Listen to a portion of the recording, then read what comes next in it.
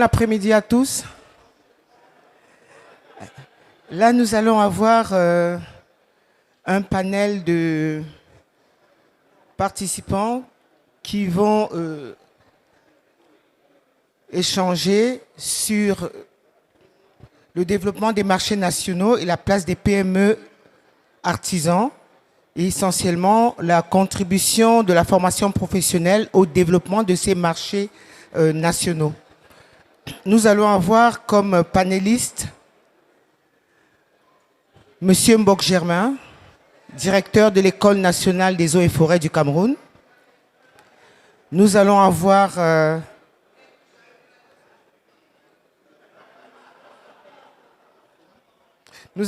Monsieur Ntoutoumé, président de l'UFIGA de Gabon.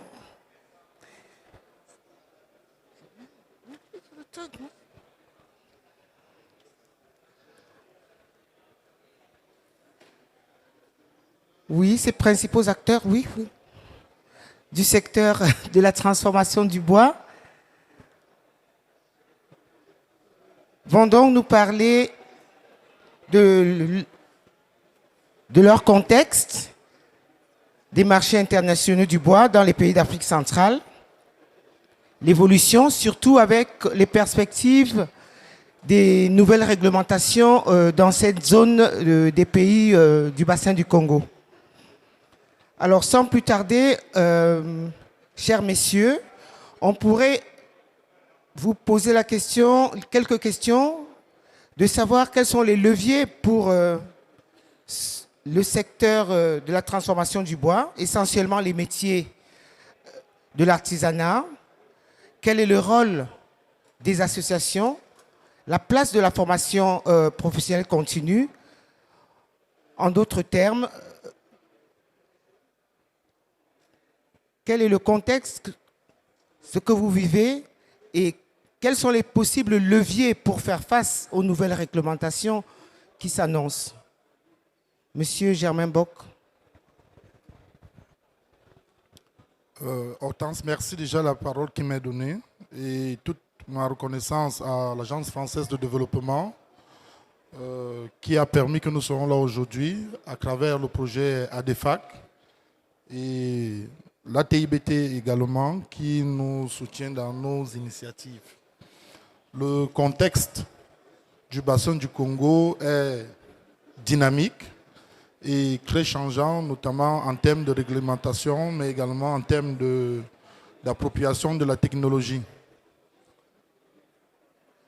Et comme il est évolutif et changeant, il est également clair que les écoles et institutions de formation, autant universitaires que techniques, se doivent de s'arrimer aux standards. Et il faudrait dire que le monde industriel va plus vite parce qu'il a des investissements lourds. Le secteur économique, lui, il n'attend pas.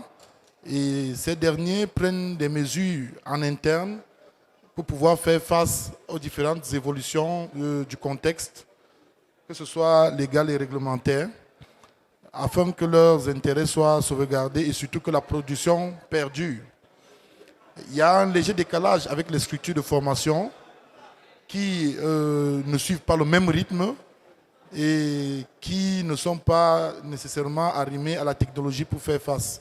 Ce qui pose au préalable un problème de fourniture de la main-d'œuvre qualifiée et en quantité qui est adaptée aux différentes évolutions. Maintenant, il y a le marché interne du bois qui également bouge énormément. Il y a une étude d'ICIFOR, je crois, de 2012, qui avait évalué j'ai plus le chiffre exact, mais qui ressortait qu'il y avait de très gros échanges sur le plan du marché intérieur du bois et puis intra-région, entre les différents pays. Maintenant, il se posait un problème au niveau de la qualité des produits qui étaient fournis et qui étaient destinés au niveau du marché. Ce qui ramène encore le respect des standards. Si nous voulons vendre sur le marché, si nous voulons mettre à la disposition du marché, nous devons respecter les normes, notamment partie des forêts qui font preuve de gestion durable et essayer de mettre sur le marché des produits. Et maintenant, les artisans, autant que les gros concessionnaires ont ce problème d'approvisionnement. Mais au-delà de l'approvisionnement, il y a également le problème de la valorisation des chaînes de valeur au niveau de la transformation. Parce que la main-d'œuvre, certes, elle est produite, mais au niveau du secteur de l'exploitation, que ce soit la prospection, l'exploitation et des différents maillons de la transformation. Mais il nous semble que les gros industriels ne sont pas satisfaits. Et pire encore, les artisans qui ont véritablement besoin d'avoir une vue plus claire afin d'être compétitifs.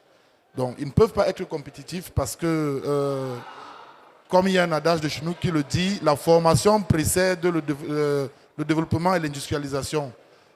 Dans le bassin du Congo, nous disons que nous voulons nous industrialiser, mais allons-nous nous industrialiser sans pour autant au départ prendre en compte la formation, préparer la formation. Dans le cadre du Cameroun, nous sommes passés du document de stratégie pour la croissance et l'emploi à la SND, à la stratégie nationale de développement à l'horizon 2030. Et le premier pilier, c'était la transformation économique. Le deuxième pilier, c'est la construction d'un capital humain compétitif. Maintenant, nous voulons aller vers l'industrialisation. Il se pose vraiment cette question de compétitivité des différents acteurs. Et là, la question qui nous a été posée sur les leviers, quels peuvent être les leviers? Avec tout ce que j'ai vu ici, c'est pour ça que j'ai d'abord tenu à remercier l'AFD, parce que l'un des leviers, même déjà d'abord, c'est de participer à ce genre de foire où nous voyons où les autres se retrouvent. Nous rencontrons des gens et nous nous disons il y a un gap entre ce que nous faisons, ce que nous pensons et les normes internationales. Alors pour que nous soyons compétitifs, il faudrait qu'il y ait cette collaboration déjà d'abord, parce que les entreprises ne peuvent pas aller plus vite que tout le monde, plus vite que l'administration qui donne les règles, plus vite que les écoles, plus vite que les artisans, plus vite que les fournisseurs. Parce que les industriels, ils n'ont pas le temps à perdre, ils doivent. Tout à l'heure, il y avait PAFC, PEFC, il faut s'arrimer aux normes pour la commercialisation à l'extérieur, mais au niveau du pays, sommes-nous à niveau? Et c'est là le grand problème. Nous devons développer des leviers, pour moi. Le premier levier, c'est qu'il faut qu'il y ait une cohérence entre l'industrie, l'administration, les structures de formation et puis également les petits artisans. Et que chacun à son niveau, avec le marché auquel il a accès, puisse être compétitif et mettre des produits qui respectent les normes et les standards. Ces leviers, il y a des incitations fiscales, oui, ça c'est l'administration fiscale, mais moi je vais rester au niveau de la formation beaucoup plus pour voir comment est-ce qu'on peut développer des leviers. Il y a des solutions. Il y a des solutions. Le tout, c'est de mettre tout le monde en cohérence. Et c'est là également une interpellation au niveau de l'ATIBT. Ce coaching dont les artisans et les écoles ont besoin. Les thématiques, elles s'enchaînent. Elles sont cohérentes. Mais est-ce que le cran qui suit? Hier, nous étions avec Madame la ministre de l'économie et des forêts du Congo, qui disait que l'un des grands problèmes, c'est que l'État s'était retiré du secteur de la production. Alors que la formation et l'éducation, c'est régalien. Donc c'est d'abord l'État. Parce que l'investisseur privé qui vient, il s'est dit en principe, il devrait trouver une main-d'œuvre qualifiée. Maintenant, s'il ne la trouve pas, quelles sont les mesures qui sont prises pour qu'il puisse avoir la main-d'œuvre qualifiée? Déjà d'abord au niveau des États. Les États font des efforts, mais il faudra aussi que le secteur privé puisse s'investir. Nous avons vu ici en Europe, la réglementation, elle est très ferme. Les entreprises contribuent à la formation et elles sont contraintes. Mais par contre, chez nous, la législation est souple dans ce domaine. Ils ne sont pas contraints d'investir dans la formation. Mais ils sont contraints de former certains de leur personnel parce qu'ils ont besoin de la productivité, d'une certaine performance en entreprise. Ce qui fait que le cadre national n'est pas nécessairement celui qui devrait être. Donc, le premier levier, c'est mettre en relation et en cohésion l'industrie, l'artisan et le secteur de formation. Et là, les producteurs également, lorsque tout cela se retrouve dans un même cadre où ils défendent les intérêts, où chacun met à disposition de l'autre ce dont il a besoin, je crois que les niveaux vont essayer de s'équilibrer. Ça veut dire que nous avons besoin de ce coaching des structures techniques comme l'ATIBT, qui peut faire le lien dans le cadre du réseau qu'il a créé.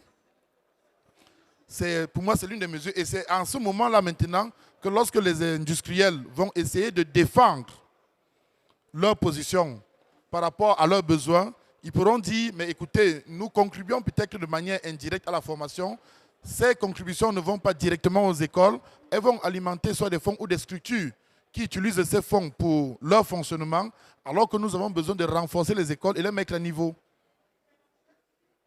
Donc je dis cela en se disant que s'il y a cette cohérence entre les industries et les différents maillons de la chaîne de valeur en ce qui concerne le processus d'industrialisation, je crois que la voix des autres peut être portée par ceux qui sont plus forts.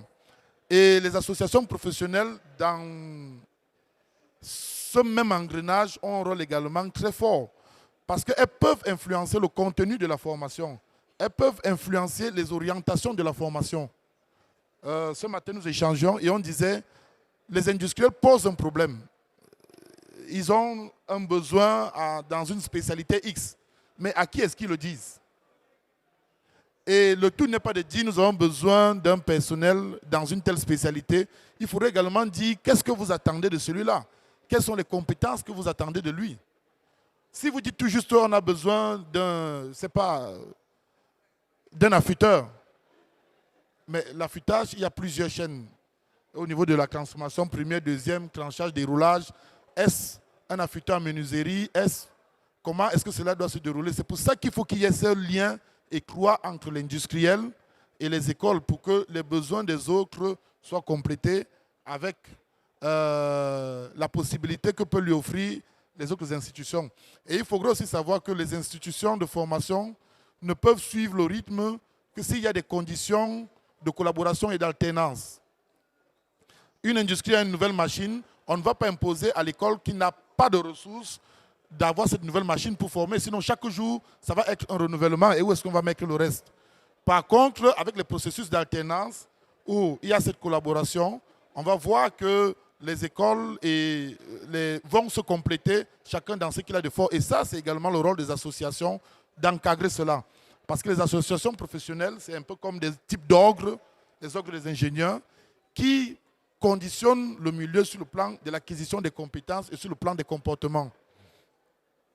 Maintenant, les États doivent faciliter en mettant un cadre législatif et réglementaire souple qui permet aux uns et aux autres de collaborer, qui permet aux uns et aux autres d'échanger, qui permet aux uns et aux autres de mettre à la disposition du marché les produits qui sont voulus et d'impacter l'économie. Mais si cela n'est pas fait, ça va être difficile que les uns et les autres se retrouvent. Parce que quel est l'intérêt qu'un industriel aura à aller vers une structure de formation si jamais il n'y a pas un cadre, c'est-à-dire si cela n'est pas encadré et qu'il se retrouve dans ce cadre-là. Donc, c'est ça le rôle des États et c'est ce qui peut permettre en sorte que l'artisanat soit vraiment de l'artisanat, que ce ne soit pas du bricolage. Parce que quand on parle d'artisanat, nous ne devons pas confondre en se disant qu'il n'y a pas des exigences de qualité. Il y a véritablement des exigences de qualité. Et pour qu'il y ait ces exigences de qualité, il faut qu'au préalable, nous puissions penser à la formation. Et si nous pensons à la formation, c'est pour construire des artisans et surtout qui ont aussi une culture industrielle, une culture artistique, ce que je veux dire, une culture de l'art. Et ça se cultive dans les interrelations. Et maintenant, les besoins en formation sont là. Ils vont découler d'eux-mêmes. Et puis cela va faire en sorte que cette dynamique de proposition au niveau de l'offre de formation, cette confiance qui peut naître entre les structures de formation et le milieu socio-professionnel, de même que les artisans et les industriels, va faciliter la collaboration et la relation qui peut exister entre les différents maillons du système. Pour un départ, c'est ce que je peux dire. On pourra compléter après, sinon avec les questions et les réponses que vous proposez. Merci.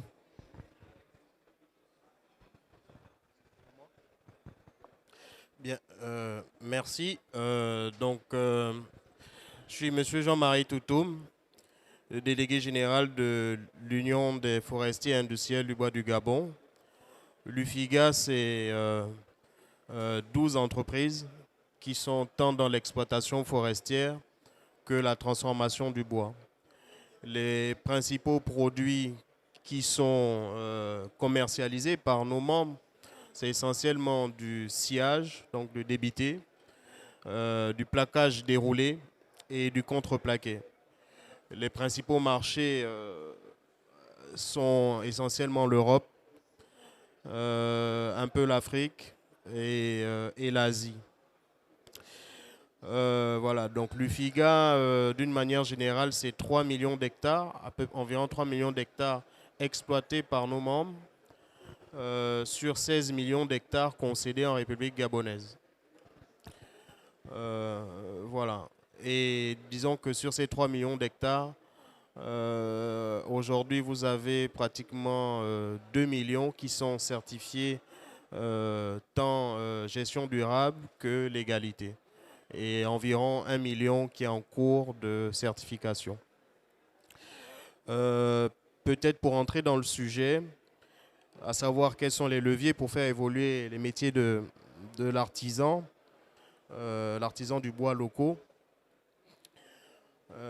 Ce qu'il faut dire, c'est que remercier l'ATIBT et l'AFD pour, comme le disait le directeur général de l'école des eaux et forêts, pour nous permettre d'assister à ce genre d'événement, le Carrefour international du bois, qui, de mon point de vue, doit également associer les artisans, parce que c'est un rendez-vous qui permet aux uns aux autres de faire le constat de ce qui se fait ailleurs et comment la production évolue en fonction d'une demande qui est clairement identifiée.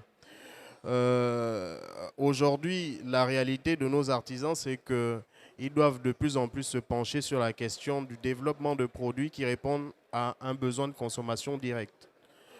J'ai fait un peu le tour ici de Carrefour du Bois. Vous avez plusieurs types de produits, les produits issus du tournage du bois, les produits que l'on utilise dans nos cuisines, etc., etc. Donc je pense que ce genre de rendez-vous peuvent permettre aux artisans de voir ce qui se fait et pourquoi pas développer la même chose. Mais aller au-delà de cela, c'est également mettre en contact les fournisseurs, les équipementiers, les producteurs de machinerie de faible gabarit, pour emmener progressivement l'artisanat dans les pays du bassin du Congo à évoluer et à se standardiser, parce que les produits de consommation, in fine, doivent être normés. Ils sont normés partout ailleurs et éventuellement ce sera fait dans les pays du bassin du Congo. Donc voilà ce que je voulais peut-être dire en ce qui concerne les leviers. Les leviers pour ce qui est de l'UFIGA repose essentiellement sur l'adaptation de la production des artisans à un besoin de consommation, besoin du consommateur national ou régional. La deuxième question est celle de savoir quel est le rôle pour les associations professionnelles et grandes entreprises. Quel rôle pour les associations professionnelles et grandes entreprises et celles des PME? Je pense que le lien qu'on peut établir entre les grandes entreprises et les PME, c'est essentiellement celui de la mise à disposition de la matière. La matière donc du bois. Évidemment, un industriel produit pour répondre à un marché extérieur, mais on le constate bien que il y a certains déchets qui sont générés par ces unités de transformation industrielle.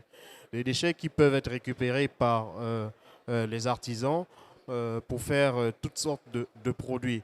Donc, il est nécessaire de maintenir un lien entre la grande et la petite entreprise. Et aujourd'hui, encore plus, parce qu'on parle de certification, on parle de légalité. Donc, il est essentiel que dans le mouvement des grandes entreprises qui sont très engagées en matière de gestion durable, en matière de légalité, que les produits in fine qui seront exploités, valorisés par les artisans, soient issus de sources légales. Ça permet simplement de favoriser une sorte de légalité d'ensemble dans la filière. Donc, les associations doivent doivent communiquer, les associations doivent être ensemble, doivent être en interaction permanente pour que l'évolution soit un mouvement d'ensemble. Que peuvent faire les États pour le développement du secteur de l'artisanat? Je crois qu'aujourd'hui, le Carrefour du Bois est un bel exemple. De ce qu'il faut faire. Je pense que les rendez-vous permettent aux gens de communiquer, d'échanger sur non seulement leurs besoins, mais également leur approche. Ça permet aux uns et aux autres de comprendre, de parfois percuter sur les éléments de déclic qui ont permis aux autres d'évoluer. Donc, certainement que nos pays doivent envisager d'organiser des événements similaires pour que les gens se parlent, pour que les gens apprennent, tirent profit des expériences des autres, dans l'intérêt justement de dynamiser notre industrie. En termes de formation professionnelle, ce que je voudrais dire, c'est qu'au Gabon, il y a un certain nombre d'initiatives qui ont été plus ou moins mises en place via des bailleurs de fonds. Il y a plusieurs intervenants en termes de bailleurs de fonds. Vous avez la Banque mondiale qui finance des projets comme le projet ProDC, qui est dans la réhabilitation des centres de formation professionnelle, qui est dans la construction de centres de formation professionnelle. Vous avez la FAO qui accompagne certains acteurs, certains opérateurs actifs dans le domaine communautaire pour disons, le développement d'activités génératrices de revenus, donc développement d'activités issues de la valorisation des produits forestiers non ligneux. Donc je pense notamment à l'apiculture. Je sais que la FAO a beaucoup travaillé au Gabon pour former les communautés rurales à la fabrication, aux techniques de fabrication du miel. Et ce sont des activités qu'on doit intensifier parce que aujourd'hui, l'exploitation forestière ne doit pas, enfin, disons que le secteur forestier ne doit pas seulement se limiter à la valorisation de la ressource ligneuse. En dehors de la ressource ligneuse, il y a les produits forestiers non ligneux. Et même, j'irai plus loin parce qu'aujourd'hui, vous savez que le bois contient des substances extractibles, des substances chimiques, des composés chimiques qui sont utilisés dans l'industrie chimique, que ce soit pour concevoir des composés alimentaires, etc., etc. Donc, ça va nécessairement bouger tant au niveau chimique qu'au niveau de l'exploitation des produits forestiers non ligneux, que de la valorisation de la ressource ligneuse d'une manière générale. Nous, au niveau de l'UFIGA, on est en interaction permanente avec les bailleurs de fonds, que ce soit la FAO, que ce soit la Banque mondiale, que ce soit le FMI, que ce soit l'UNESCO. On travaille beaucoup avec le ministère de l'Enseignement supérieur qui, via le programme ProDC, a mis en place une sorte de formation professionnelle visant à répondre aux besoins des opérateurs industriels. Donc des formations, on a participé à l'élaboration, à la conception des programmes de formation.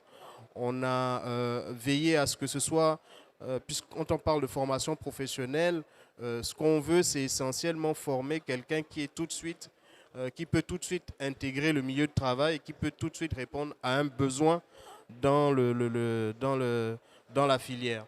Et donc, il y a un certain nombre de programmes de formation qui sont en cours de validation et l'UFIGA est en interaction permanente avec l'enseignement supérieur, avec l'éducation nationale pour le développement de la conception de programmes de formation et même par la suite favoriser une sorte d'alternance entre les études et le travail. Donc nous, on est régulièrement sollicités pour justement permettre que les entreprises puissent accueillir des étudiants et être confrontés à la réalité du monde professionnel. Donc voilà ce que je pourrais dire pour l'instant.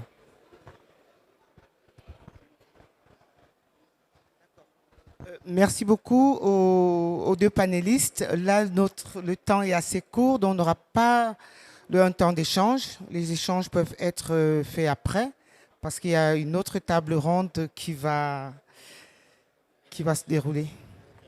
Vous voulez juste une question? Merci Hortense. Merci beaucoup pour votre présentation, c'était vraiment très informative. J'ai deux questions, une pour le monsieur du Cameroun. Parce qu'au Cameroun, il y a ce centre de production de bois qui est, je comprends, une institution pour la formation. Et donc, je voudrais savoir un peu quel est le rôle que cette institution joue dans ce processus de formation et quelles seraient les recommandations aussi par rapport à un rôle plus effectif pour aborder cette problématique de formation au Cameroun. Et au niveau par rapport à la présentation du monsieur du Gabon, c'était intéressant ce programme de la UFIGA et merci pour avoir mentionné l'appui de la FAO aux communautés pour la production de non-ligneux. Mais je pense qu'il reste toujours une question par rapport à la participation de communautés et de producteurs artisanaux dans la filière bois. Nous savons qu'il y a la même quantité de bois exporté par les bassins du Congo au marché international. On a la même quantité de matériel prime commercialisé informellement dans les bassins du Congo, dans le marché intérieur. Donc, quand on pense à la durabilité, donc ce sont des volumes invisibles, parce que ça marche complètement informel, sans formation, etc. Et donc, je me demande un peu comment on peut résoudre ça. Donc, je pense qu'il faut inclure les communautés, il faut inclure les producteurs, les petits producteurs dans ce programme de formation, parce que de chaque façon, ils sont déjà engagés dans la filière des produits ligneux, juste d'une façon invisible. Donc, il faut les faire visibles aussi pour les faire durables. Merci.